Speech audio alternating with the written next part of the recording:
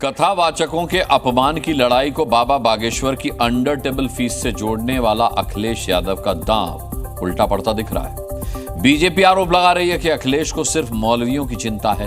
वहीं संत समाज कह रहा है कि अखिलेश को सनातनियों का दुश्मन वो बता रहा है। अखिलेश के फीस वाले अपमानजनक बयान पर धीरेन्द्र शास्त्री अब तक भले ही खामोश हैं, लेकिन जबलपुर की एक महिला कथावाचक सामने आई है और उसकी मांग है कि कथावाचकों से जातिगत भेद करने वालों पर कड़ी कार्रवाई होनी चाहिए। जो 50 लाख रुपए लेते हैं, किसी की हैसियत है कि धीरेन्द्र शास्त्री को बुला ले अपने घर?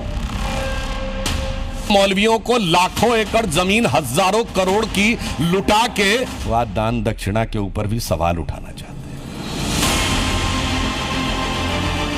हैं। अखिलेश यादव जी शुद्ध रूप से फ्रस्ट्रेट हो गए।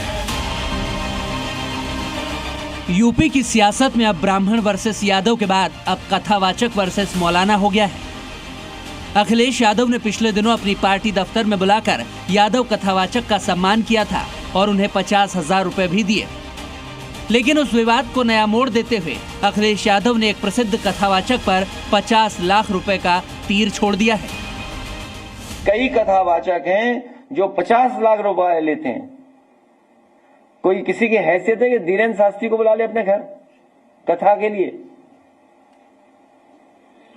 कोई अंडर टेबल लेगा वो बाबा पैसे? आप पता करवा लीजिए, अंडर टेबल नहीं लेते हैं वो धीरेन्द्र शास्त्री। क्या कथावाचक ने पता कितनी कीमत होगी उनकी? फ्री थोड़े नहीं। धीरेन्द्र शास्त्री का नाम लेकर अखिलेश यादव ने कथावाचक विवाद वाली आग में घी डाल दिया।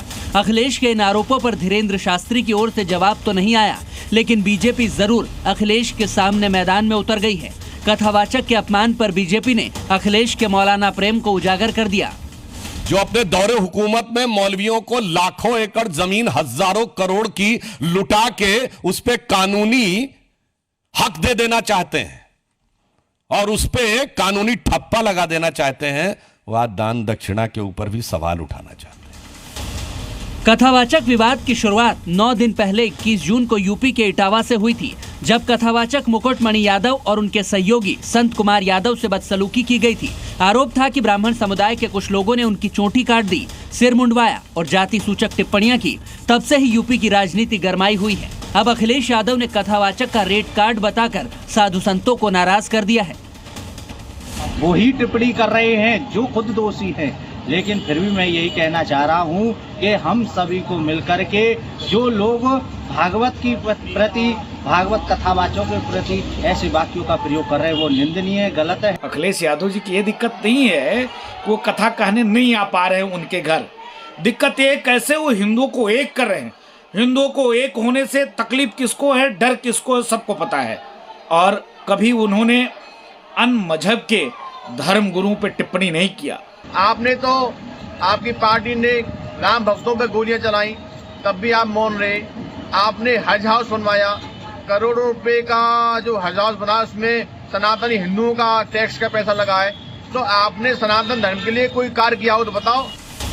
अखिलेश के निशाने पर कथावाचक बाबा बागेश्वर हैं, इसीलिए हिंदू संगठनों ने अखिलेश को सनातन विरोधी तमगा दे दिया है।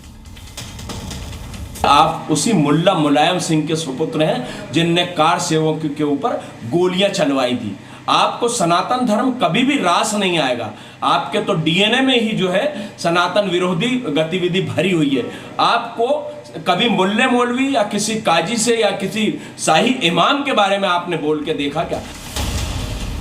जो सलूक इटावा में कथावाचक मुकुटमणि यादव के साथ हुआ, कुछ वैसी ही घटना जबलपुर की एक महिला कथावाचक के साथ भी हुई थी।